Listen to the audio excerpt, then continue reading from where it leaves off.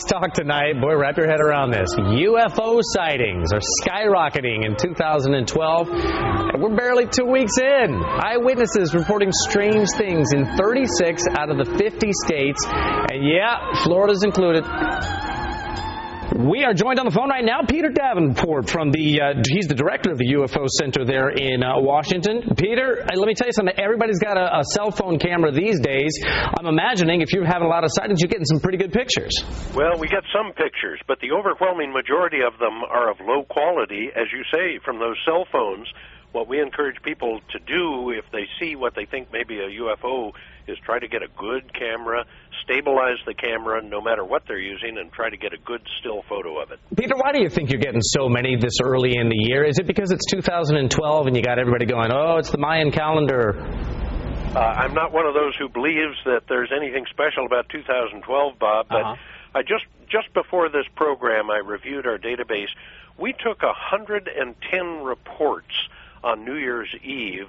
13 of them are from Florida, and something is going on. I think it's picked up dramatically, the number of reports we're receiving, but what it means, I have no idea. What's the best picture you've ever seen, the best UFO you've ever seen, or at least seen a picture of?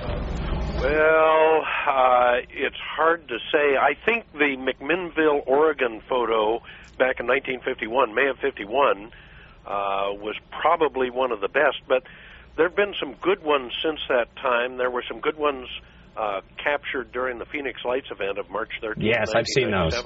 Those are terrific. Do you think this is going to continue throughout 2012? You think there's maybe something special going on right now? I have no idea, but I appear to be one of only very few UFO investigators who cannot see the future events clearly. I just don't know what's going to happen, Bob, and I'm trained as a hard scientist, so I wait for the data to come in and I make judgment on that. So you're not a paranormal scientist. You're not a ghostbuster or anything like that. You just wait for the hard evidence. I wait for good, solid eyewitness accounts from credible American citizens or citizens from around the world, and I look at what I've collected and try to make a decision on that. Peter, I've always wished that I could see a UFO. Have you ever in your life seen one?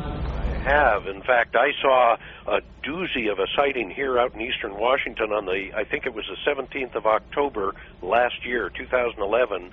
I was out for a walk on our local golf course and saw something go over at 6:42 p.m. for which I have absolutely no explanation. I've been a commercial pilot for the last 33 years, and I've never seen anything like that. No kidding. Well, it's fascinating to be sure, and hopefully we'll get people to go to your website and take a look and see those photos for themselves. Peter, we appreciate you spending some time with us today. Thank you very much for your interest, Bob.